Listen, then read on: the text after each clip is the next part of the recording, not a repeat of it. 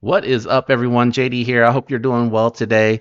Got a review for you. We're going to be looking at the, wow, I just whiffed, Kansept Reverie. Let's get into it.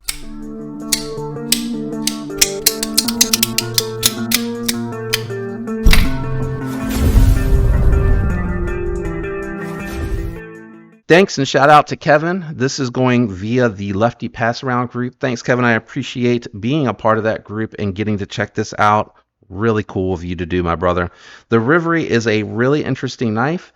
What we're going to be doing today is we're going to do some size comparisons. We're going to do profile, check the weight, and then we're going to jump into my thoughts and impressions. Let's kick it off with a couple of budget knife comparisons because believe it or not, this is a very budget friendly model from Kansept. Here it is against the Devo Knives Pony Style, and here it is against the Civivi Vision FG.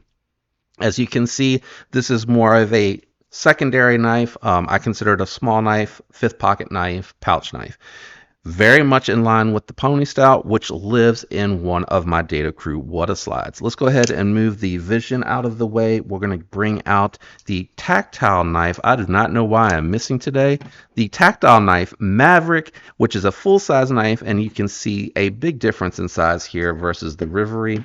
And then we'll bring out the Benchmade bug out. Thank goodness I didn't whiff, but I am knocking the knives around. So hopefully these have helped you with a profile comparison. Profile size comparison. Let's check out the profile comparisons. We're going to go ahead and start against the bug out, which is going to be a very thin knife to compare against it. And you can see the Reverie just a little bit thicker overall. Just use the thumb to kind of make sure that they are even on the bottom so you can see any difference on the top. And then the Reverie, and it feels it, is a little bit thicker than the Devo Knives Pony Stout. This is going to be a little bit of a chunkier knife, but we're going to get into that in just a second. But I do like that this is coming in around 3 ounces, so not a bad weight for a fifth pocket pouch carry knife. Really nice knife. Nice weight on the knife. Let's jump into the knife. So first thing I want to talk about are ergos. This is very ergonomically friendly. Even though I do constitute a small knife, I am able to get 3 3/4 fingers on the knife easily. It is a very comfortable knife to grip onto. And it has really nicely done G10 where it has some texturing, but it's not so aggressive that it's going to saw away at the pocket. I appreciate the texturing because as I'm breaking into packages, sometimes that are taped tightly, that come via this pass around group, it's easy to puncture into the tape if it goes all the way to the edge, which it does sometimes. This has a very acute tip. It is a drop point, but it's a very straight back drop point. So it hits this here and it kind of goes straight down, but it's not a true straight back. So you're going to be able to get into the package, and even better, it has a nice position for that pinch grip. You're going to be able to get into the package using the detail in case you don't want to go too deep, especially if you're drawing across the top of it to get into the package. Nice thin blade stock, really nice edge on this one. I tested it and went through paper just fine. Just a couple of passes over the cardboard because I don't want to, it's not my knife, it's passed around and it's going to a bunch of people. I don't want to dull the edge too quickly.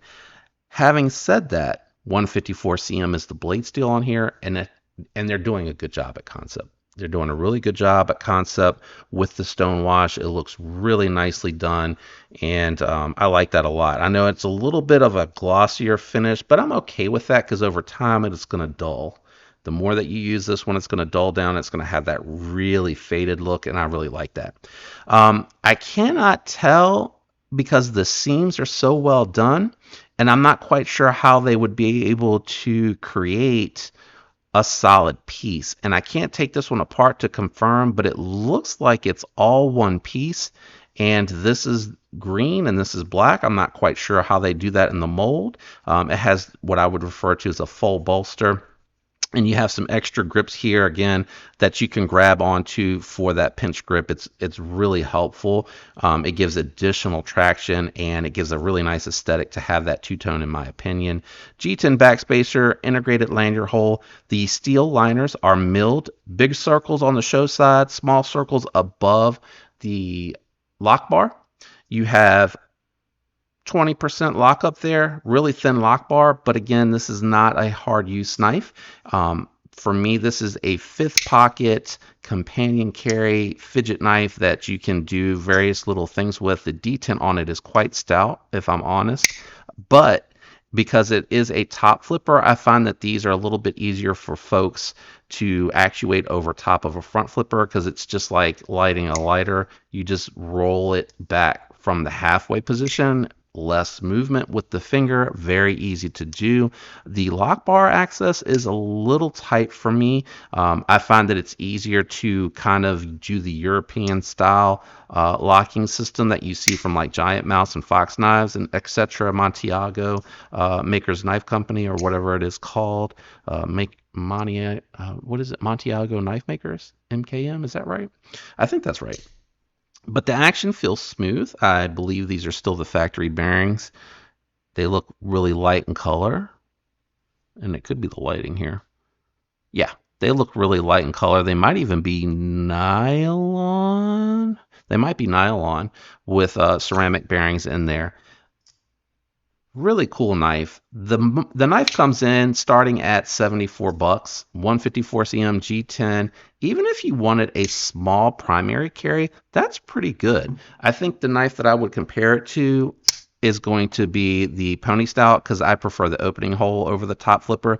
But the reason I'm doing this comparison is they're relatively close in price, similar prices. You're getting 14C28 in, which helps keep the cost of the Pony Stout down a little bit more. But the micarta feels more premium than the G10. Just in my opinion. I think they actually offer this in micarta though. 154 cm. I would say the black wash on the Pony Stout is slightly better. It has a more faded look and less of a glossy look. But if you like the reflectivity that you see on the Kansept Reverie, then you might say that the Reverie has the better finish.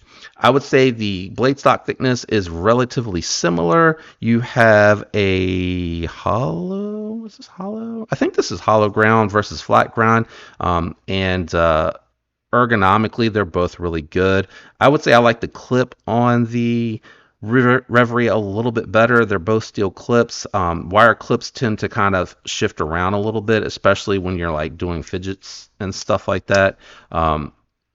Yeah, I think, yeah, this one moves around a little bit. Not as bad though. I think it's because it's a shorter wire clip. There's not as much material, so there's not as much opportunity for flex. But I do still prefer the clip on the Reverie. I prefer the access to the lock bar on the Pony Stout a little bit better. So the G10 variant of the Pony Stout 2 is like that smooth finish. It ends up kind of looks like micarta or maybe carbon fiber. I can't remember which one I said.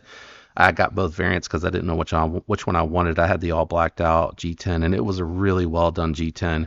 But this is a really cool model from Kansept. I love that they made a budget variant of this, because I feel like for a companion carry knife, for someone like me that's carrying this as a companion carry or in a pouch, it's really nice because it's affordable. You can do color match, like depending if you wanted to set your load up in your pouch to kind of match the colors, you have some options, which I really like as well. So it kind of makes it fun.